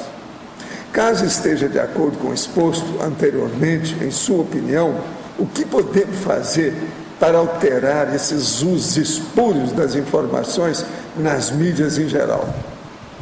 Essa é uma questão complexa e tem a ver com essa que eu falei da dependência financeira dos veículos. Enquanto não surgir outro sistema de sustentar um veículo de comunicação, eu acho complicado minimizar isso. Porque a partir do momento que a imprensa ela é gerida por um sistema empresarial e ela precisa de dinheiro para sustentar, ela vai acabar fazendo concessões mínimas ou, dependendo do grau da empresa, vai ser mais concessão ou menos concessão. Então, com a chegada da internet, começa até a se discutir isso. Por exemplo, até que ponto hoje a internet ela vai sustentar com publicidade. Então, há um novo reordenamento econômico aí que pode surgir para ter essa sustentação. Até se ter o Wikileaks, que ele não vive de publicidade, de anunciante. Então, teria que ver novas formas de conseguir essa sustentação financeira. De repente, leitores contribuindo anonimamente com uma publicação, você criar uma cooperativa, uma ONG, que sustente isso, que não dependa de anunciantes. Mas, assim, é difícil você ficar longe de interesses, né? Porque, dependendo da relação que você tem com quem está sustentando financeiramente, vai ter um viés aí de interesse de divulgar a informação ou não. Mas teria que se criar um novo modelo econômico para gerir esse aparato. E talvez, assim, com a chegada da internet, você vê que está caindo muito a venda de jornais impressos, esse modelo econômico está sendo revisto, pode surgir outros vieses aí para manter esses aparatos, né? Porque é difícil, assim, mexer no que está hoje, nesse modelo tradicional da comunicação, sem a publicidade. É difícil sobreviver. Qual seria a saída? Já pensaram nisso? Como que um veículo sobrevive sem dinheiro? Complicado.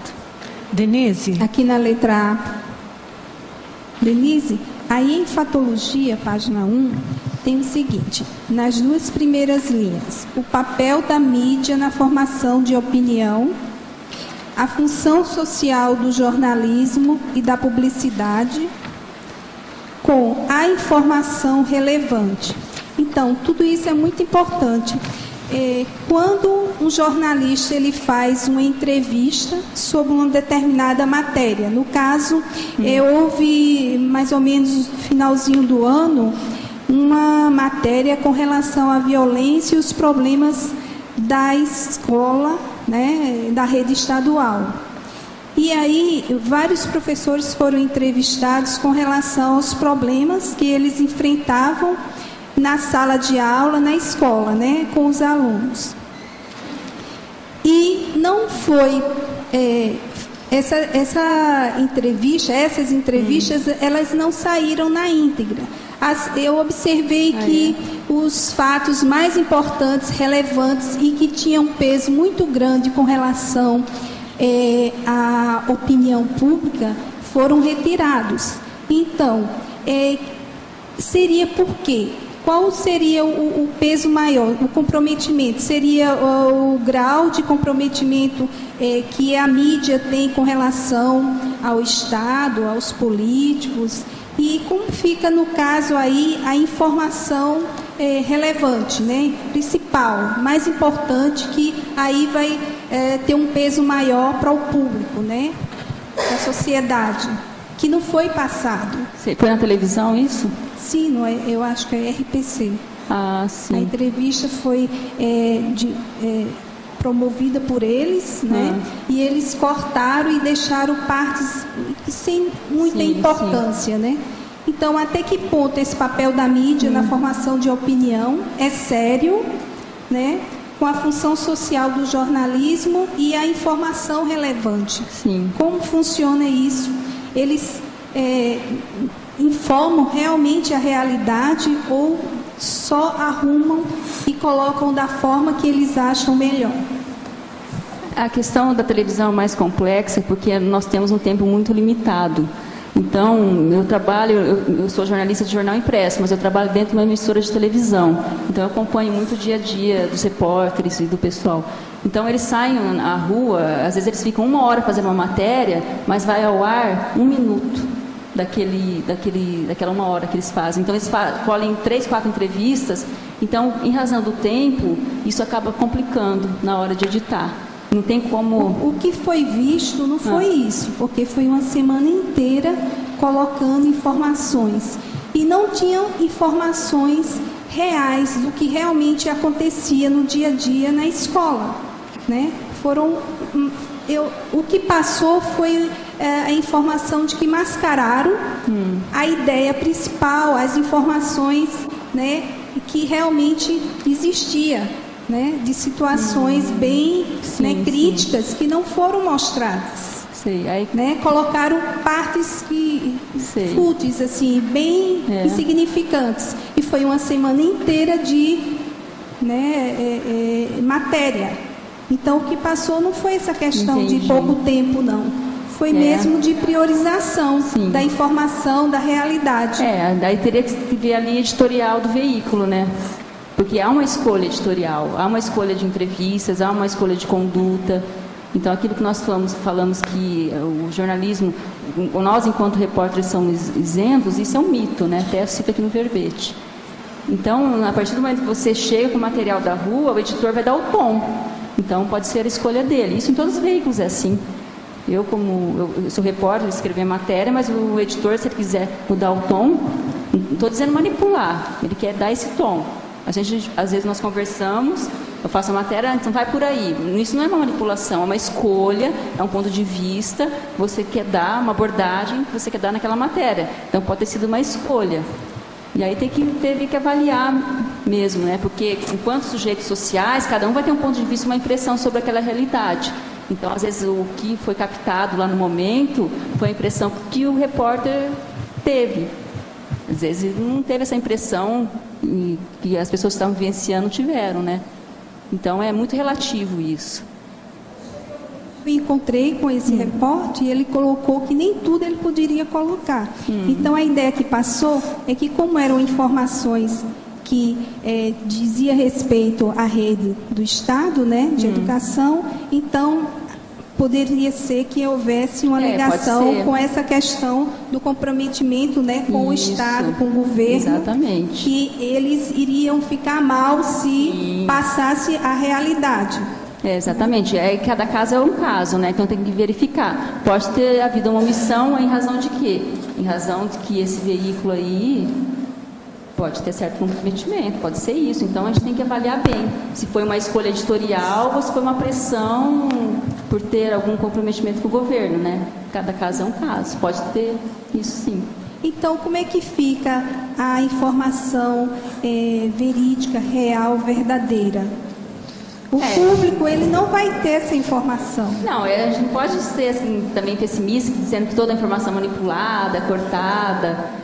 Às vezes um jornalismo é muito omisso, em razão dessa estrutura que eu estou dizendo, né? É uma empresa, ela tem interesses, ela depende de dinheiro, do governo. Então, às vezes, vai ter esse prejuízo mesmo. Por isso que eu recomendo, assinem mais de uma publicação, se possível, assistam mais de um telejornal, para você ficar bem informado.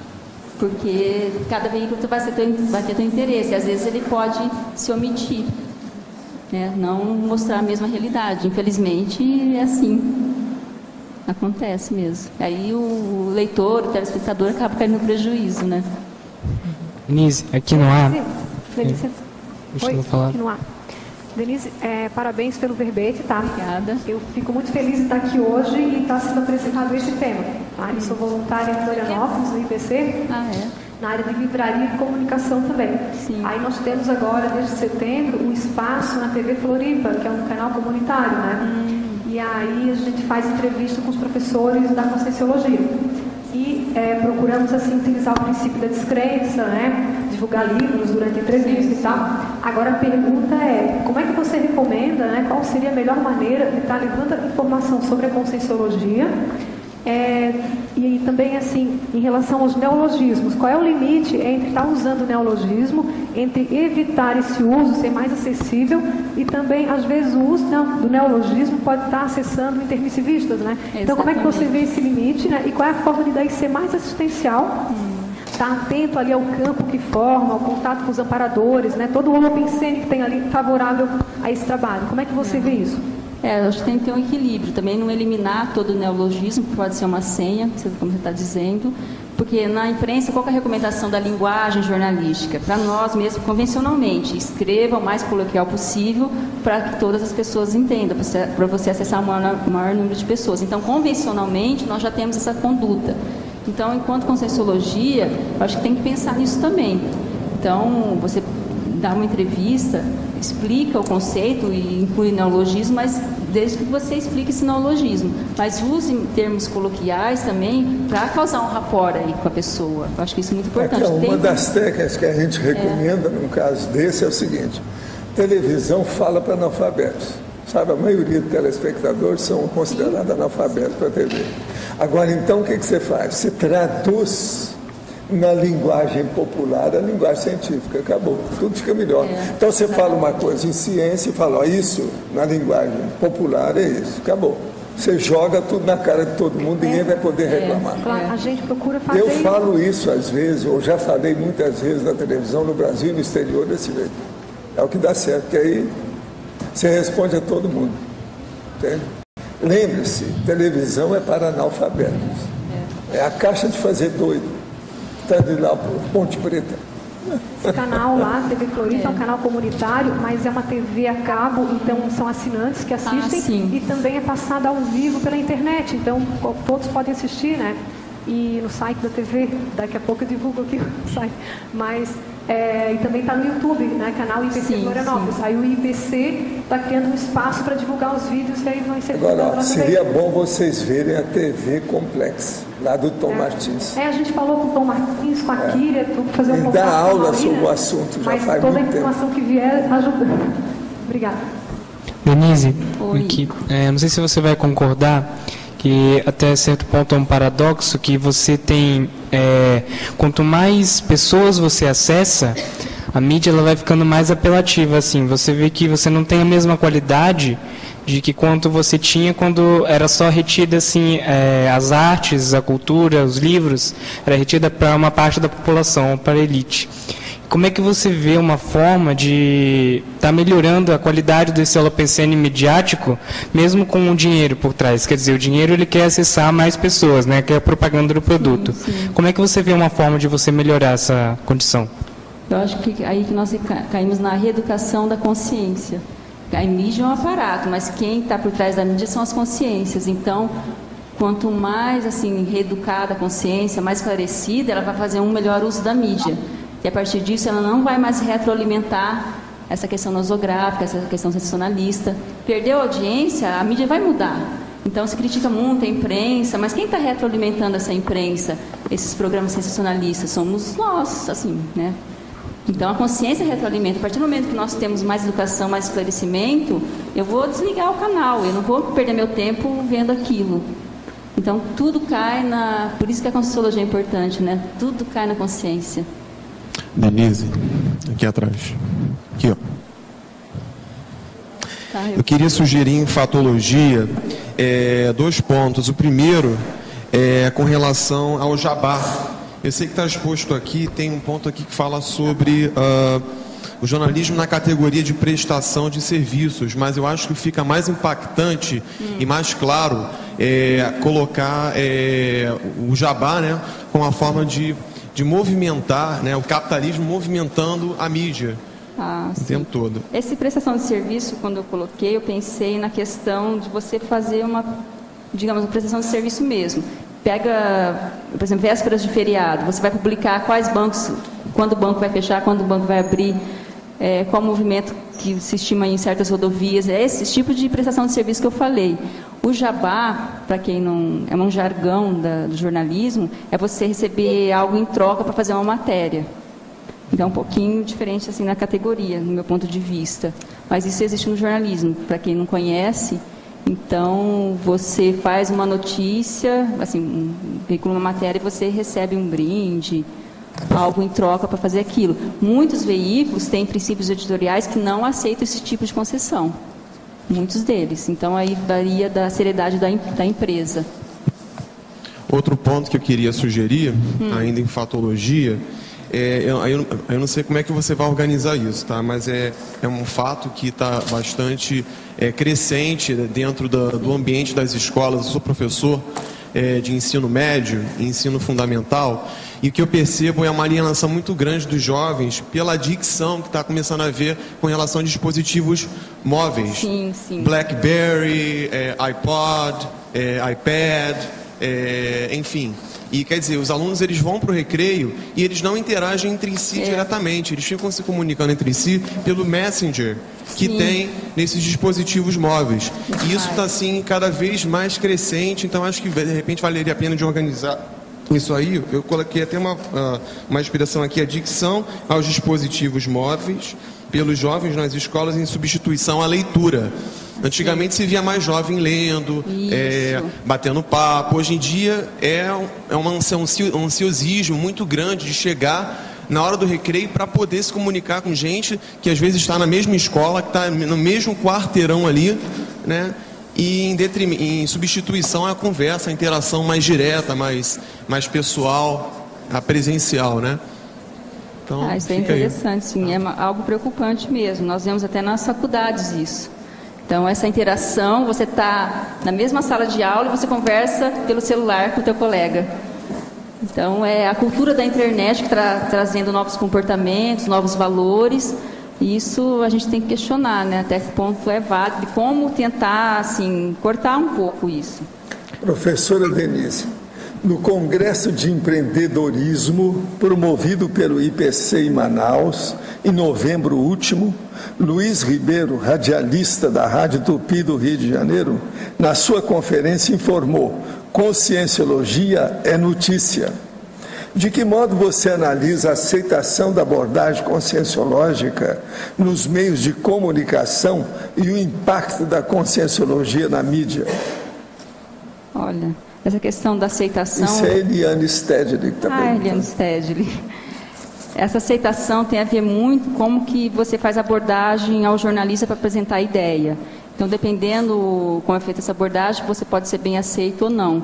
Mas, assim, há muitos jornalistas, há muita resistência ainda, porque eles não entendem o paradigma consciencial, acham que isso não é válido. Então, é um trabalho que, aos poucos, nós estamos, assim, abrindo picada, que acho que tende a melhorar.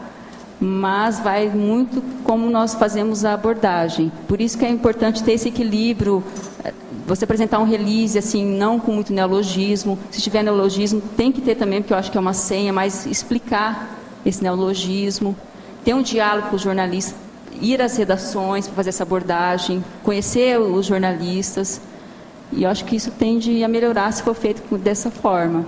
E a Conscienciologia já está ganhando o espaço, né? Se for ver em relação aos últimos anos, por exemplo, aqui em Foz, nós temos uma coluna fixa no jornal local. Então, é questão de ir atrás. Eu acho que está crescendo a aceitação, já tivemos presença em mídia nacional, está melhorando, mas eu acho que tem que ter lucidez para como se faz a abordagem jornalista. Professor e verbetógrafo, vocês chegam a considerar os comentários de Olavo de Carvalho sobre a dominação da esquerda no Brasil e na América Latina? Falaram que no Brasil temos liberdade maior que nos Estados Unidos. Mas por que não existe de forma mais ampla os jornais, livros e pensamentos de direita e conservadorismo no Brasil e na imprensa brasileira? Eu, pelo menos, não conheço um livro atual que tenha pensamento de direita. Eu vou falar a minha parte, depois você fala a sua. O Olavo de Carvalho foi embora porque ele combatia só as esquerdas no Brasil e não falava do resto. A vida dele toda foi essa. A gente que acompanhou muita coisa dele foi isso. Ele foi embora, ele está nos Estados Unidos atualmente, que eu saiba, e não está aqui mais. Quer dizer, ele foi embora igual aquele deputado também, que foi embora aí uma temporada fora porque o povo está querendo matá-lo. Parece que o Olavo de Carvalho recebeu até ameaça de morte, uma opção de coisa. Agora, o que se passa? Por que eu acho que aqui nós temos liberdade? Eu estou vivo. E estou metendo o pau nessas coisas há 60 anos, estou vivo.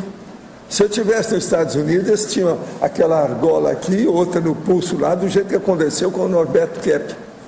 E outra coisa, eu garanto para você que o Olavo de Carvalho não vai falar nada contra os Estados Unidos lá. Porque se ele falar, na mesma hora a CIA dá um jeito nele. Como deram com o Norberto Kepp, que teve que fugir. Então, veja, não vale a pena não adianta falar. Agora, esse negócio de esquerda e direita, isso também é besteira, tem muita gente que não considera isso mais. Ou as pessoas têm uma política mais ou menos cosmoética, ou não tem política cosmoética, então ela é anticosmoética. Isso é que interessa, não interessa qual o rótulo, a situação, o que quer que faz, etc. Outra coisa, estão ajudando a humanidade ou não estão? A maioria entra na política para ajudar o próprio bolso, mais nada. E arranja o poder para aumentar o dinheiro, o patrimônio. Então, é o que a gente vê aqui no Brasil. Todo mundo está falando isso, a imprensa vinha falando isso. Olha o mensalão, quantos anos estão aí, como é que é? Cadê o povo na cadeia? Olha o povo tudo aí, com a mesma força. Então, a gente tem que falar nisso. Agora, esse processo de direita, isso é secundário e bobo. Vocês sabiam que a última notícia de ontem, agora, é que o Chile proibiu falar em ditadura da época do Pinochet. Tem que falar que foi um regime militar. A palavra ditadura não pode ser usada mais nas escolas. Besteira tudo isso. Tudo estão adoçando a situação, edulcorando a situação, eufemismo de todo jeito. A vovozinha para esse povo todo. Mas o que você acha? Exatamente. Sobre a questão do Olavo de Carvalho, tem um site, a Mídia Sem Máscara, ele tem até uma conta no Twitter. Quem tiver interesse dá para acompanhar pela internet os artigos que ele posta. E ele acusa, né, a imprensa de ter assim, vários jornalistas com esse viés de esquerda.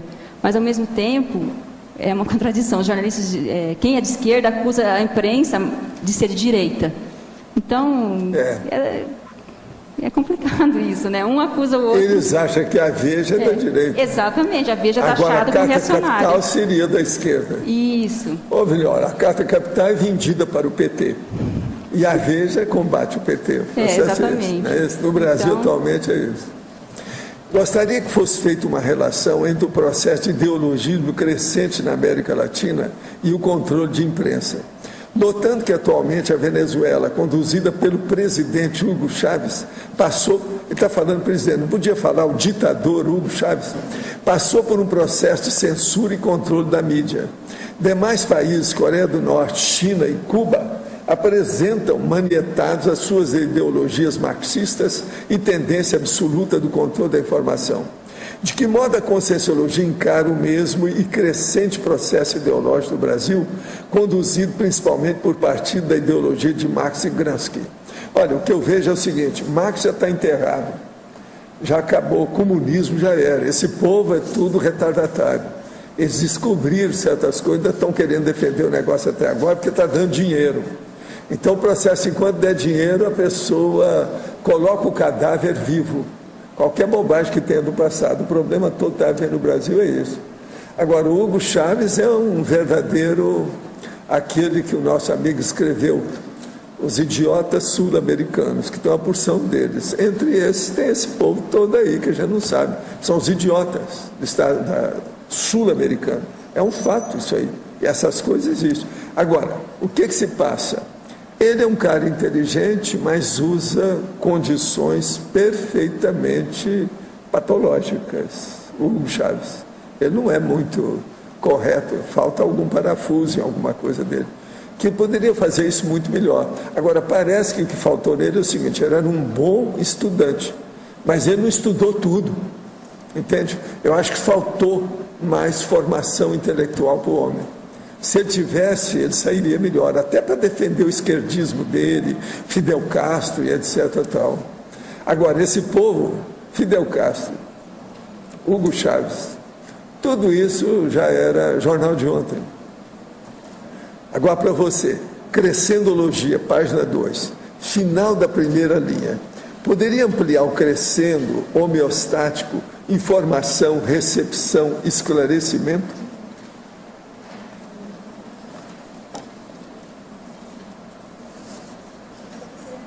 Mais positiva da mídia, porque apesar de predominar esse aspecto negativo, há matérias que trazem um esclarecimento sobre saúde. Então, muitas reportagens que nós lemos em revistas, assistimos em televisão, isso ela provoca um esclarecimento dos receptores. Então, tem esse aspecto positivo. Você informa, você recebe aquela informação e você se esclarece a partir daquela informação. Então, crescendo um aspecto positivo da mídia. É nesse sentido que eu coloquei. Pode-se dizer que a mídia de hoje, guardada as devidas proporções, realiza o papel que o Vaticano realizou no passado? Não, eu acho que aí, eu vou falar a minha parte, depois você fala a sua. Eu acho que aí estão abusando da mídia. O Vaticano hoje, quer dizer, ICAR, a Igreja Católica Apostólica Romana, é chamado o maior covil de pedófilos que existe na face da Terra em toda a história humana. Covil de pedófilos. A imprensa não é isso. Então vamos pensar bem. O que você acha? Todo mundo fala mal da imprensa, mas aquilo falando, quem retroalimenta essa imprensa são as consciências. E há aspectos positivos na imprensa. Então há matérias que são esclarecedoras, que servem de alerta. Não dá para falar que tudo é negativo. Então, assim, a tendência é melhorar. Com a melhoria do nível consciencial, a imprensa vai melhorar também. Por isso que é importante a educação, o esclarecimento. A gente tem que trabalhar com a consciência. Porque quem faz a comunicação é a consciência, né? Agora aqui, ó, o Cláudio Monteiro, seu colega. Não veja a publicidade como sendo a vilã. A dificuldade toda é que a imprensa espelha toda a anticosmoética da sociedade. Vejo também a urgência do surgimento de novas iniciativas para valorizar o uso ético da mídia e a abertura de espaço para todos os grupos organizados e principalmente para aqueles que precisam de ajuda. A função social do jornalismo é reconhecida por quem? Eis aí o foco principal. Os jornalistas morrem muito jovens, ficam reféns da adrenalina e de pressões enormes. Nesse causa a necessidade do reconhecimento externo é fator essencial. Concorda você? Ele fala que a publicidade... Eu não concordo muito com essa questão que ele falou da publicidade. A publicidade influencia mesmo, porque o veículo precisa de anúncio, precisa de dinheiro. E certos veículos, como eu disse, abrem mão de criticar, né? A professora Malo falou a questão do alcoolismo, porque está dependendo do anúncio lá de uma empresa que vende cerveja. Então, infelizmente, eu acho que a publicidade ela tem um peso importante aí na questão do jornalismo. Professor, fui passar minhas férias na Bahia e me lembrei muito do senhor. O Holopensene do lugar me ajudou para avaliar o nível evolutivo que me encontro. O alto índice do abuso do consumo de bebidas alcoólicas é impressionante. Como nós não fizemos parte desse contexto, fomos ignorados, tanto em restaurante, praia e outros lugares. Quase fomos expulsos inconscientemente. Queria que o senhor contasse sua experiência na Bahia. Quando foi dar curso lá? Escuta, eu dei vários cursos na Bahia. Agora, o último que eu dei foi muito engraçado, um dos últimos. Era um curso sobre sexomática. E eu, no sábado, que eu ia dar para as mulheres. Então, comecei a dar o curso no local. Mas a hora que eu cheguei lá, eu falei com eles, olha aqui, deve ter havido alguém que esteve aqui, um xamã, ou gente de candomblé, que o ambiente está muito pesado. Vocês precisam ter cuidado, porque é capaz de acontecer alguns efeitos físicos aqui.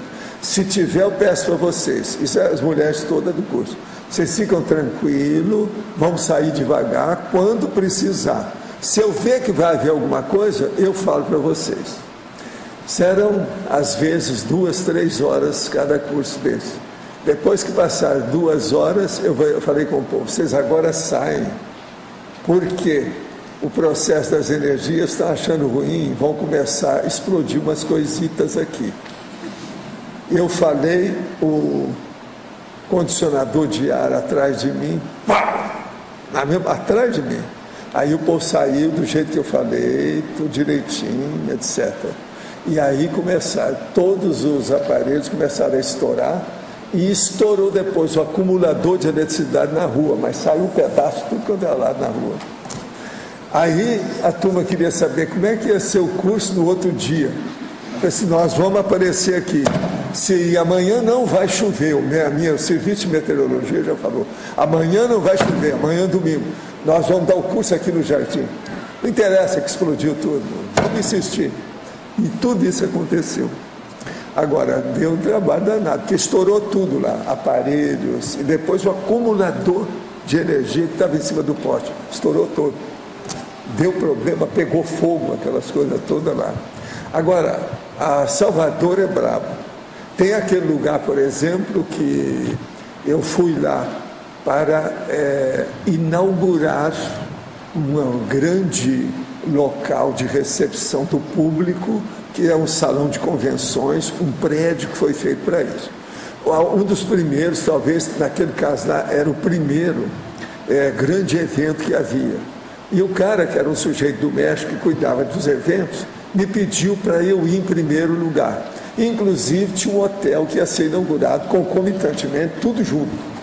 E eu então fui junto com a minha mulher e o povo tá comigo, o primeiro lá, inquilino da história.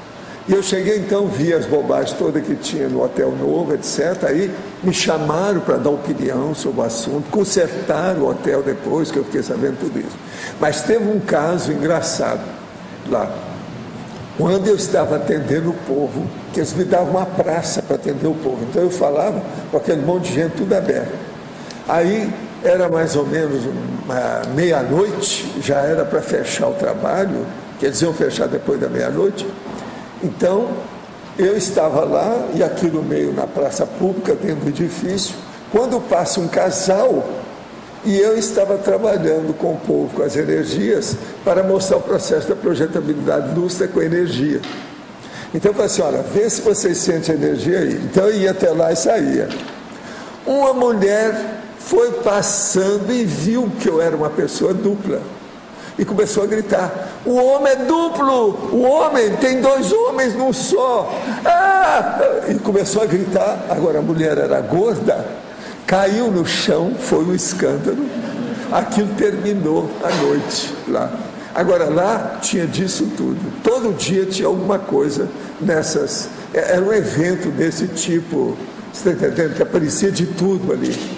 Por exemplo, lá era muito engraçado porque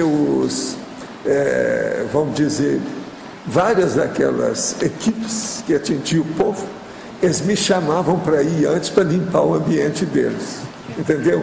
Mas muito tipo de pessoa, de todo jeito, porque tinha aquela série de locais de atendimento, entende? Então tinha que ver o que era bom, o que não era. E eles então me pediam para ir junto para limpar os ambientes, porque a Bahia não é fácil. Das capitais do Brasil, é a mais poltergeística que existe. É a que dá mais problema de assombramento e processo de efeito físico negativo que tem é Salvador. Não tem outra. Não há.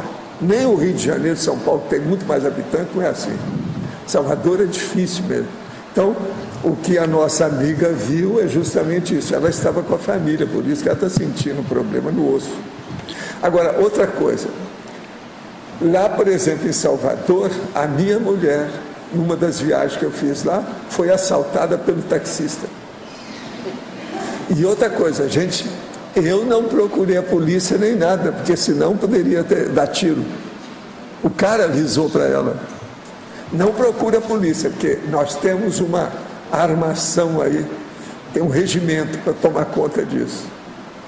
assaltaram, levaram dinheiro, umas coisas dela, o próprio cara, e sumiu. Agora, a gente sabia qual era o número do táxi, mas ninguém falou nada. Eu falei, é melhor não falar. Quem falou, não adianta ir à polícia, que nós mandamos na polícia. Isso é o cara falando para a minha mulher. Agora a minha mulher falou assim, ó, eu não vou voltar aqui mais não. Eu falei, você está certo. Ela não volta, ela nunca mais voltou. Agora, a verbetógrafa. Quais foram as suas ações mais significativas para reverter o holopensene midiático?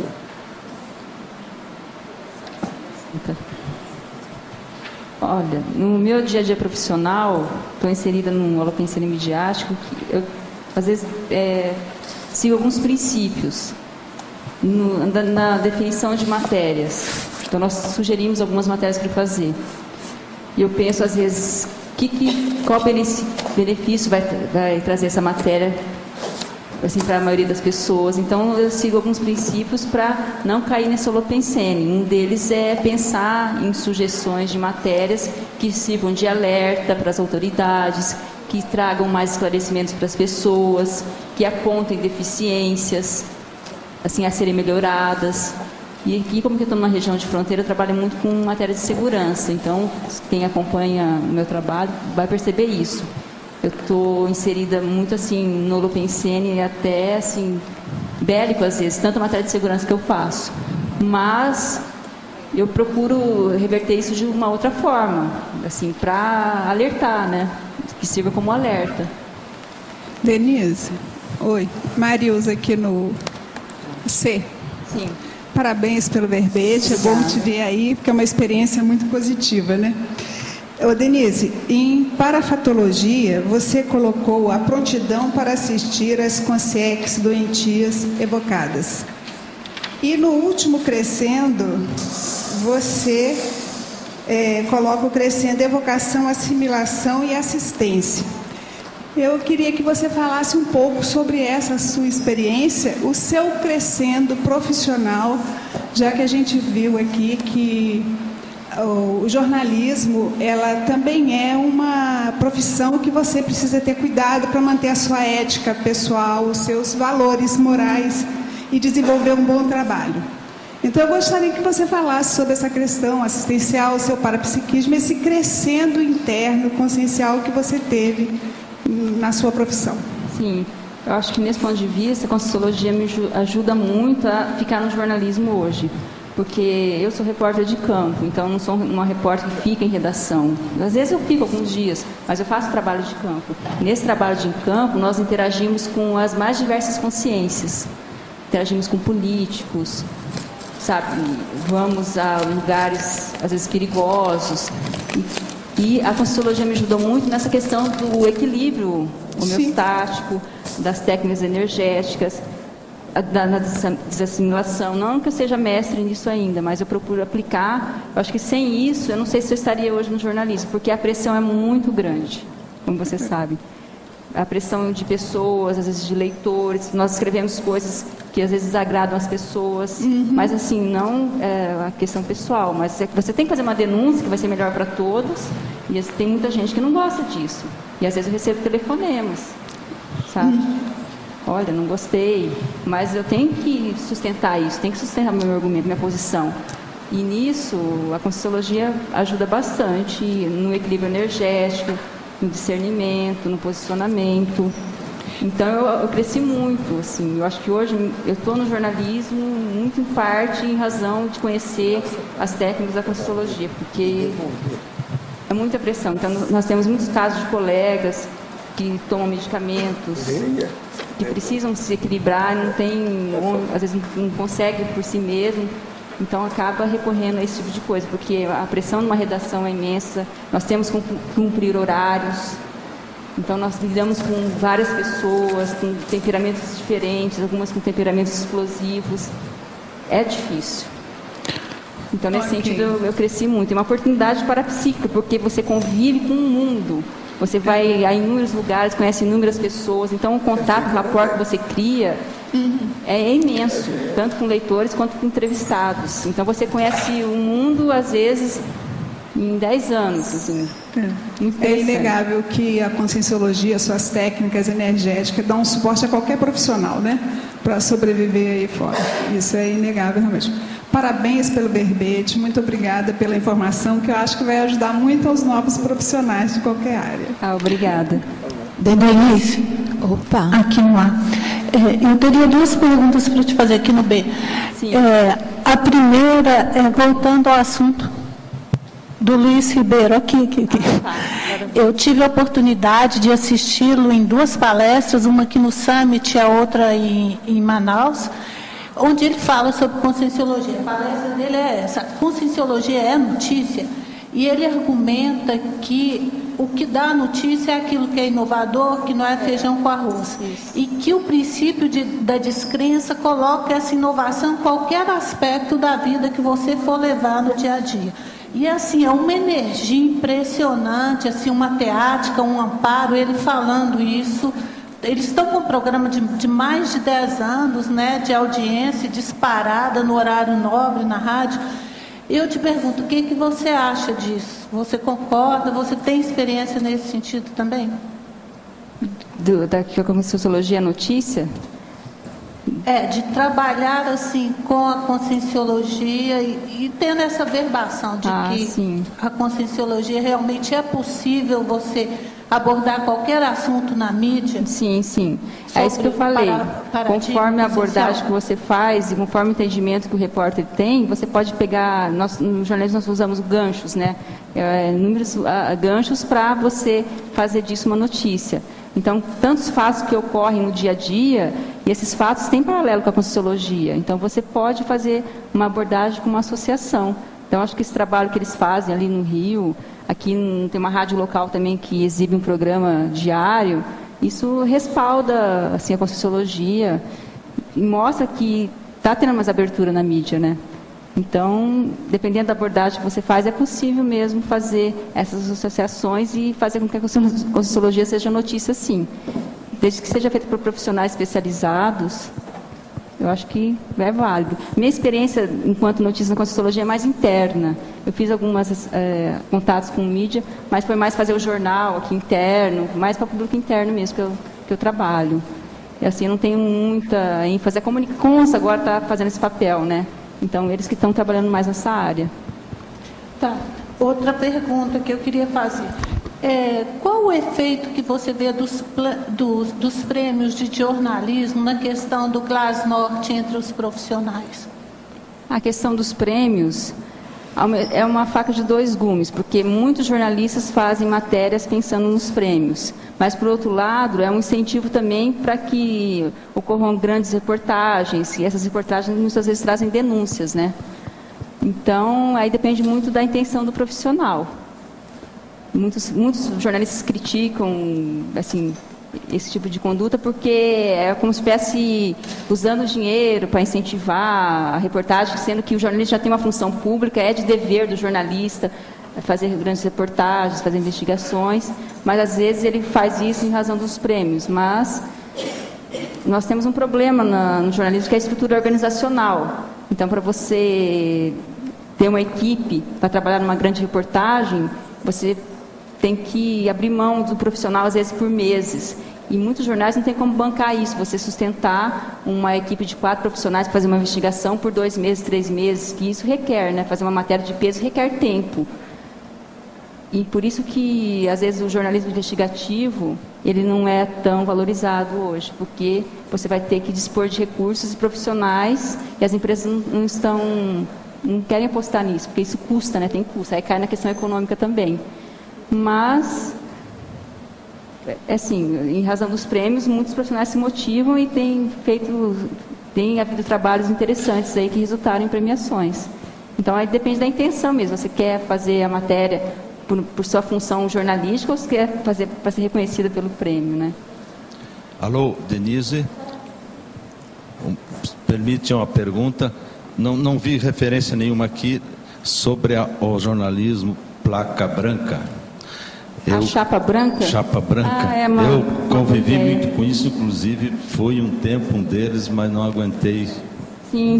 Devido a alguma situação que a gente se viu. Não, é interessante, sim, bem colocado. Acho que dá para inserir isso. Bem lembrado. Jornalista chapa branca. Denise. É aqui, oi? É um jargão, é também outro jargão. É aquela relação promíscua que a imprensa tem com o poder público. Então, ele não vai falar mal da prefeitura. Você abre o jornal, não tem nenhuma crítica, sabe, em relação à conduta da prefeitura, à conduta do governo. Sabe com quem você está falando? Então, esse chamado jornalismo chapa branca, ele não é um jornalismo crítico, ele só traz amenidade, só fala bem do prefeito, estou citando um exemplo. Faz média, só faz média. Isso é bem lembrado. A Carta Capital é chapa branca? Denise. Alguns veículos são, né?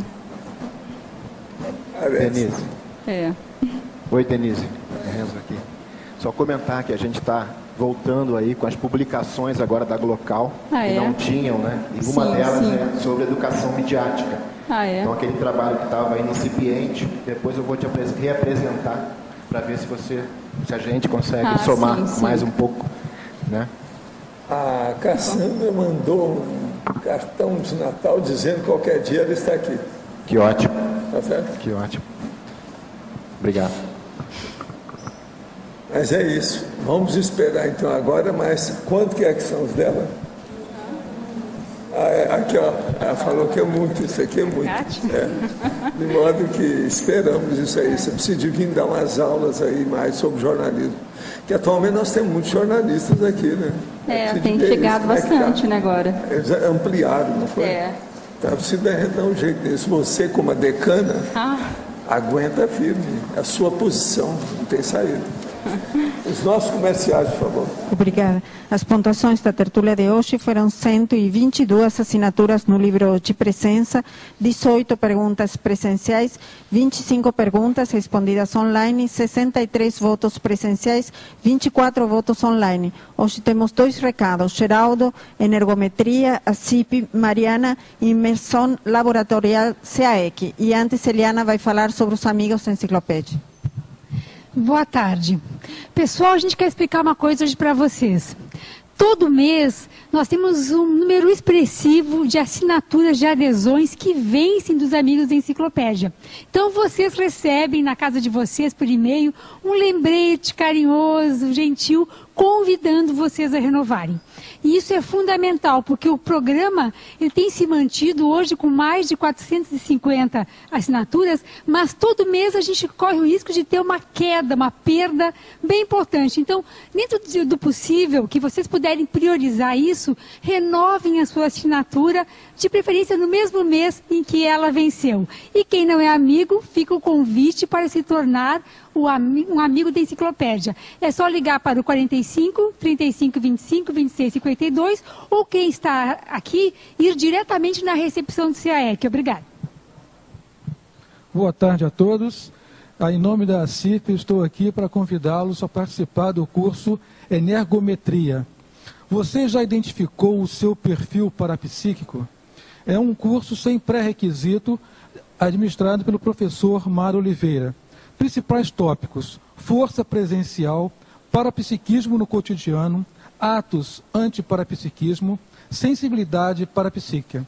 O curso será realizado nos dias 28 e 29 de janeiro de 2012. Local: Auditório de Discernimento. Mais informações no telefone 3525-2652. Obrigado. Boa tarde a todos. O CAEC, em parceria com a Conscius, convida para o curso Imersão com 5 Cobaia Laboratorial, que acontecerá do dia 23 a 29 de janeiro. Nós vamos começar a imersão de janeiro com Mater Pensene da auto-organização. Então, são 6 dias de experimentos laboratoriais e 1 dia de Consim Cobaia. O interessante é falar que os créditos são ilimitados, então a pessoa pode fazer quanto laboratório ela conseguir nesse período de 1 semana. Tá? Então, maiores informações na recepção do CAEC. As vagas são limitadas. Obrigada. O verbete eleito para amanhã é autocomprovação energossomática, especialidade para cogniciologia. Autora, professora Adriana Lopes. Obrigada e boa tarde a todos.